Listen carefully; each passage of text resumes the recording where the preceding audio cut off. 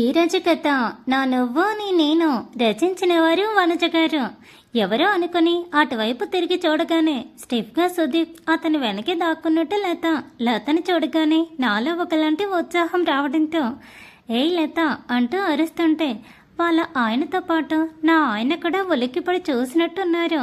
నేను వెళ్ళి ఫాస్ట్గా దాన్ని దగ్గరికి తీసుకుందాం అంటే నడవలేను, అది వాళ్ళ ఆయన వస్తే తప్ప నా దగ్గరికి రాదు అని విరాట్ని అడుగుతూ ఉంటాయి.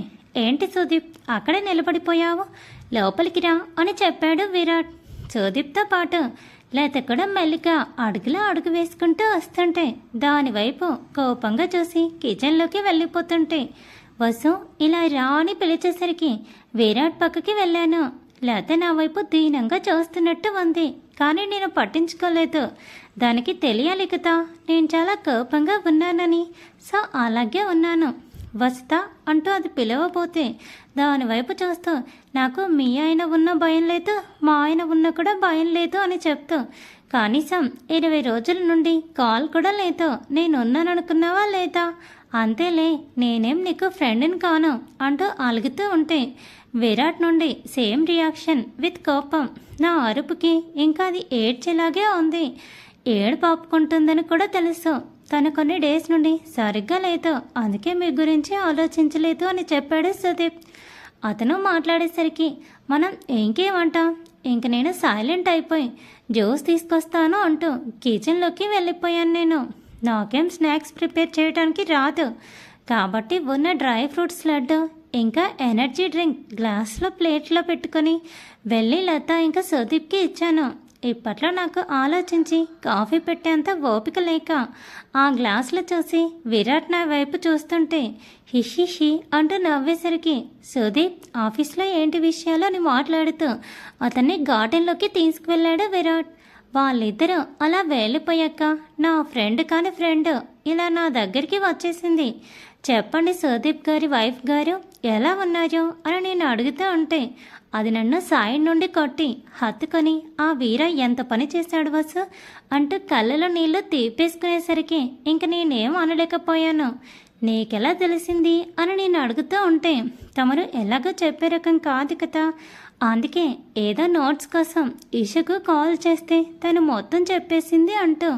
అయినా ఆ వీర ఎలా పోతే నీకెందుకు, పెద్ద ఉత్తమరాళ్ళ మాదిరిగా వాడు కనపడకపోతే నీకెందుకు, చందుని పెళ్లి చేసుకోకపోతే నీకెందుకు వసుదా, నీ పాటికి నువ్వు అసలు వండలేవా హా అంటూ అది అరుస్తూ ఉంటే ఏం కాలేదు లేవే, నీకొక విషయం తెలుసా అంటూ ఆ దెబ్బ వల్ల ఏమేం జరిగిందో అంతా దానికి చెప్పేసరికి షాకింగ్గా చూస్తూ అవునా అంటూ ఆ భ్రంగా చూసి మిగతా విషయాలు మాట్లాడింది. ఇంకా లంచ్ టైం కూడా దాటిపోవడంతో నాకు ఏం చేయాలో అసలు తెలియలేదు. లంచ్ ఆర్డర్ చేద్దామంటే అస్సలు బాగోదు. ఇంక నేను చేసిన బెల్లం పొంగలినే ఎలా లంచ్కి పెట్టాలి అంటూ లతతో మాట్లాడుతూ ఉంటే ఆలోచిస్తూనే నాకు విరాట్ 2 కవర్స్ తీసుకొస్తూ ఉండేసరికి నా ప్రాణం లేచి వచ్చినట్టు అయిపోయింది. Thank God, Virat is really my God అనుకుంటూ లంచ్ చేసేసి వెళ్ళండి అంటూ విరాట్ ఆ కవర్స్ టేబుల్ మీద పెట్టుకొని 4 ప్లేట్స్ తీసి అందరికీ వడ్డించి నేను కూర్చున్నాను. బిర్యానీ ఏమో ఆర్డర్ చేశాడు. నన్ను కళ్ళతో వాన్ చేస్తూనే ఉన్నాడు తక్కువ స్పైసీగా తిను అని, అది ఇది అని. అయినా సరే ఇన్ని డేస్ తర్వాత దొరికితే వదులుతామా అని అనుకుంటూ విరాట్ చూపులు అస్సలు లెక్క చేయకుండా వాళ్ళకి వడ్డిస్తూ నేను కూడా ఫుల్గా బిర్యానీ ఇంకా తాందూరి ఫుల్గా లాగించేశాను. వెంటనే ఏం వెళ్తారులే అని విరాట్ కాసేపు గెస్ట్ రూమ్లో రైస్ తీసుకోమని చెప్తూ ఉంటే పర్లేదు సార్ అని చెప్పి హాల్లోనే కూర్చున్నాడు సుదీప్. నేను మాత్రం లతనే పైకి తీసుకువెళ్ళి అక్కడ ఉన్న హాల్లోకి తీసుకుని వెళ్ళి ఎక్కడ ఉంటున్నారు ఏంటి అని అడుగుతూ ఉన్నాను. మార్తల్లిలోనే అపార్ట్మెంట్లో ఫ్లాట్ విరాట్ సార్ గిఫ్ట్ ఇచ్చారంట, అందులోనే ఉంటున్నాం అని అది చెప్తూ ఉంటే పర్సనల్ లైఫ్ ఎలా ఉంది అని అడిగేశాను నేను. అది ఇంకా సిగ్గుపడుతూ బాగానే ఉంది అంటే నాకు మండదా, ఎందుకు నాకు అలాంటిది ఏమీ లేదు కాబట్టి.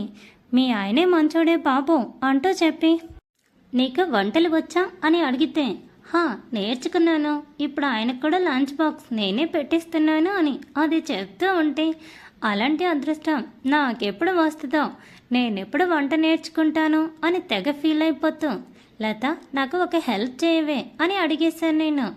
ఏంటో చెప్పు వసిత, కన్ఫామ్గా చేస్తాను అని అది అంటూ ఉంటే, రేపటి నుండి నేనే వంట చేయాలి అనుకుంటున్నాను.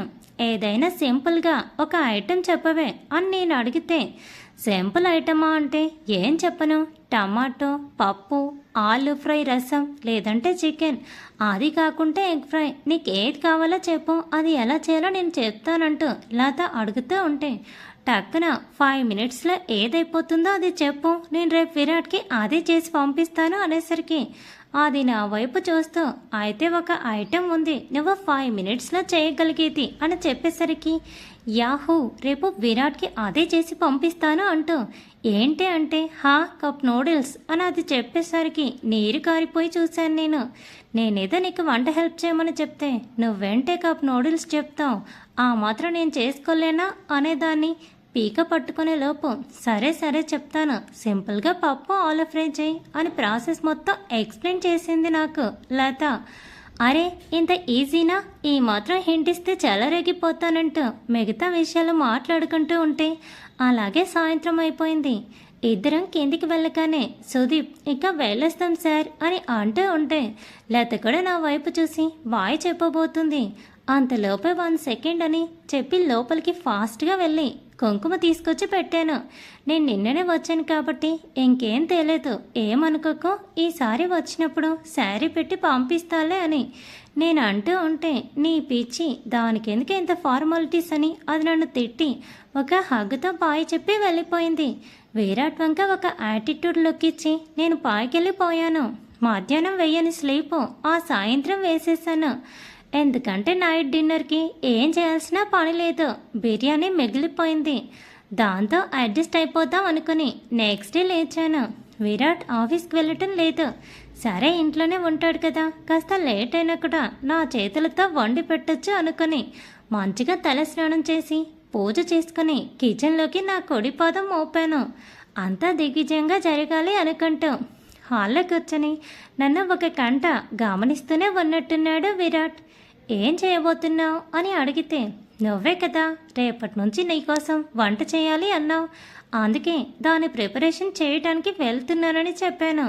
సరే పద, వచ్చి నేను కూడా చేస్తాను అని విరాట్ అంటూ ఉంటే, ఏం అవసరం లేదు, నువ్వు ఉంటే ఆ కంగారులో నేనేదో ఒక తప్పు చేసిస్తాను కాబట్టి నువ్వు ఇక్కడే ఉండు, నీకోసం మా మమ్మీ కంటే సూపర్ డిషెస్ తయారు చేసుకొని మరి నీకు ఈరోజు లంచ్లోకి వడ్డిస్తానని చెప్పి చాలా కాన్ఫిడెంట్గా కిచెన్లోకి వెళ్ళాను నేను.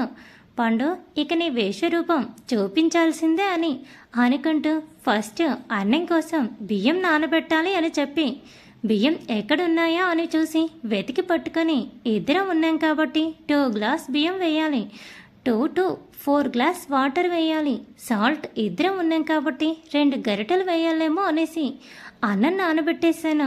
అన్నం పని అయిపోయి వచ్చింది. కూరలు అయ్యాక అన్నం పెట్టచ్చు అనుకుంటూ ఇప్పుడు కూరల దగ్గరికి వెళ్ళాను. అది చెప్పిన దాని ప్రకారం ఫస్ట్ కుక్కర్లో పప్పు వేయాలి కదా, అందుకని పప్పులు తీసుకోవటానికి చూస్తే నా ఎదుట 4 రకాల పప్పులు ఉన్నాయి. దాంట్లో కందిపప్పు ఏదో అని వాటిని చూస్తూ ఉన్నాను నేను. మా పండుగ కాస్త హెల్ప్ చేయండి, ఏ పప్పు దేనికి వాడతారో అని. Thanks for watching. Please subscribe my channel for more videos.